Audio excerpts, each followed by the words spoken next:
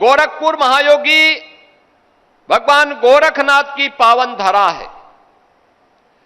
और जब हम भारत की आयुष की पद्धति की बात करते हैं तो आयुर्वेद में रसशास्त्र और धातु विज्ञान का आविष्कार नवनाथ 84 सिद्धों की परंपरा से जुड़ता है। ये नवनाथ 84 सिद्धों की वो परंपरा जिसको व्यवस्थित स्वरूप देकर के नेतृत्व प्रदान करने का काम भगवान गोरखनाथ ने भगवान शिव के इस योगी अवतार के रूप में भगवान गोरखनाथ ने दिया था। भगवान गोरखनाथ के नाम पर बने हुए इस आयुष विश्वविद्यालय के माध्यम से भारत की परंपरागत आरोग्यता की विधा का लाभ हमारा नौजवान ले सके। भारत प्रधानमंत्री जी के विजन के अनुरूप हेल्थ टूरिज्म के एक नए डेस्टिनेशन के रूप में दुनिया को अपनी ओर आकर्षित कर सके, इस दृष्टि से यह विश्वविद्यालय एक निर्णायक भूमिका का निर्वहन करेगा। प्रदेश के अंदर अभी हमारे 6 ऐसे कमिश्नरी हैं जहां पर आयुष पद्धति का कोई महाविद्यालय नहीं, और सरकार ने तय किया है कि हम उन मंडलों में भी एक एक आयुष पद्धति का कॉलेज स्थापित करेंगे, वहां पे कॉलेजेस स्थापित होंगे। आज की पीढ़ी को इन ट्रेडिशनल मेडिसिन की विधा के साथ जुड़ने का अवसर प्राप्त होगा, तो हर जनपद में एक आरोग्यता के लिए हेल्थ एंड वेलनेस सेंटर बनेगा जो 100 बेडेड का मिनिमम होगा।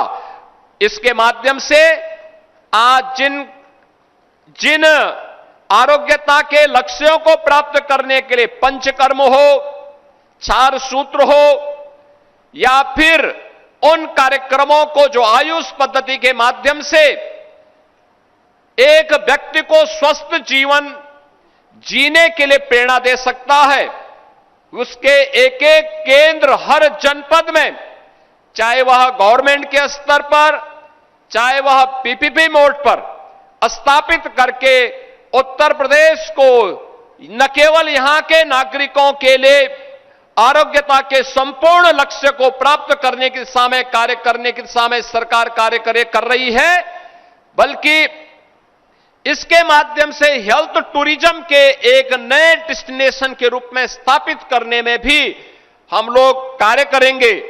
स्थानीय किसानों को मेडिसिनल प्लांट के माध्यम से रोजगार की अनंत संभावनाओं को आगे बढ़ाने के लिए भी आज के समारोह के कार्यक्रम का अत्यंत महत्वपूर्ण होगा।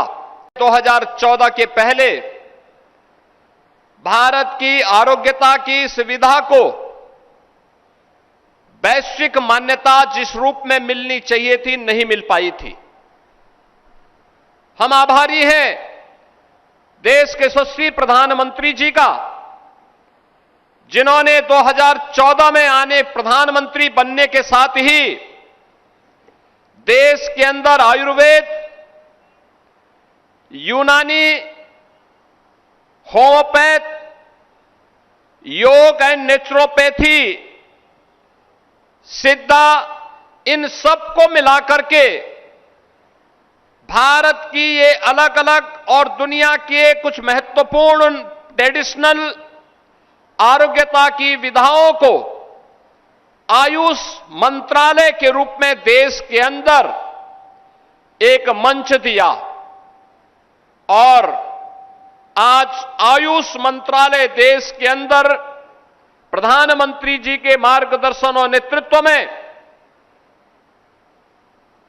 देश के नागरिकों के मन में अपनी परंपरागत आरोग्यता की पद्धति का अनुसरण करते हुए संपूर्ण आरोग्यता के लक्ष्य को प्राप्त कर रही है। उत्तर प्रदेश का यह आयुष का पहला विश्वविद्यालय है।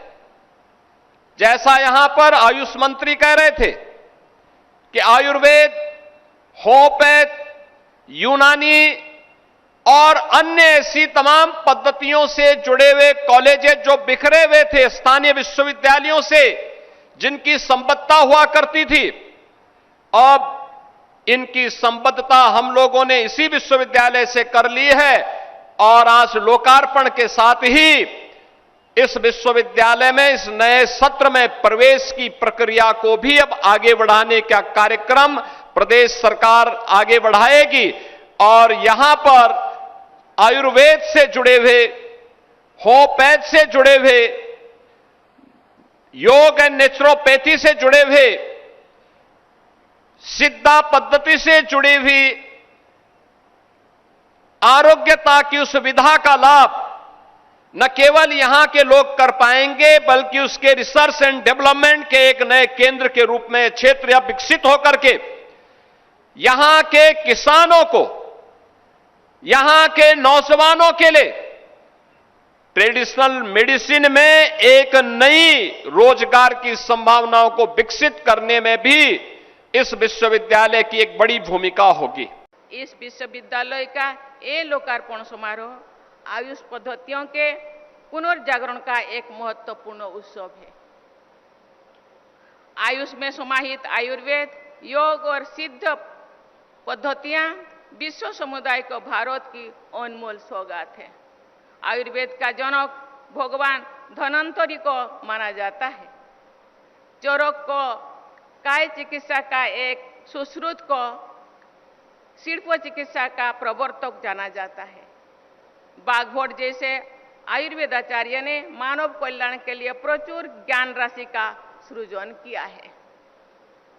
विद्वानों की मान्यता है कि नाथ परंपरा के रोगियों ने चिकित्सा के लिए खनिजों और धातुओं पर आधारित भस्म के प्रभावी और सर्वथा सुरक्षित ये प्रयोग किए थे। हठ योग की प्रतिष्ठा करके महायोगी गोरखनाथ ने राष्ट्र के समग्र पुनर्जागरण को कार्य किया है। उसका प्रभाव अद्वितीय भी है। योग के क्षेत्र में गुरु गोरखनाथ की महानता को समझाने के लिए गोस्वामी तुलसीदास जी ने कहा था, गोरख जगाए जग, अर्थात गुरु गोरखनाथ ने योग की परंपरा को फिर से जगाया था। उन्होंने जनभाषा के माध्यम से साधकों में ही नहीं बल्कि जनसाधारण में भी हठ योग का व्यापक प्रचार प्रसार किया था। देवियों और स्वजनों, विगत 21 जून को विश्व के अनेक देशों ने उत्साहपूर्वक अंतर्राष्ट्रीय योग दिवस मनाया गया है। पिछले कुछ वर्षों के दौरान अपने अपने देश में योग पद्धति का प्रचार प्रसार करने वाले विदेशी नागरिकों को भी पद्मश्री के से सम्मानित किया गया है। मुझे बताया गया है कि आयुष पद्धतियों पर आधारित चिकित्सा की लोकप्रियता बढ़ रही है। ये विश्वविद्यालय आयुष पद्धतियों की लोकप्रियता को और अधिक बढ़ाने में प्रमुख भूमिका निभा सकता है। इन पद्धतियों की वैज्ञानिक स्वीकार्यता को बढ़ाने में भी ऐसे विश्वविद्यालय का निर्णायक योगदान रहेगा। मुझे विश्वास है कि महायोगी गुरु गोरखनाथ आयुष विश्वविद्यालय परंपरा और आधुनिकता के संगम के नई प्रतिमान स्थापित करेगा तथा भविष्य में एक महान संस्थान के रूप में अपनी पहचान बनाएगा।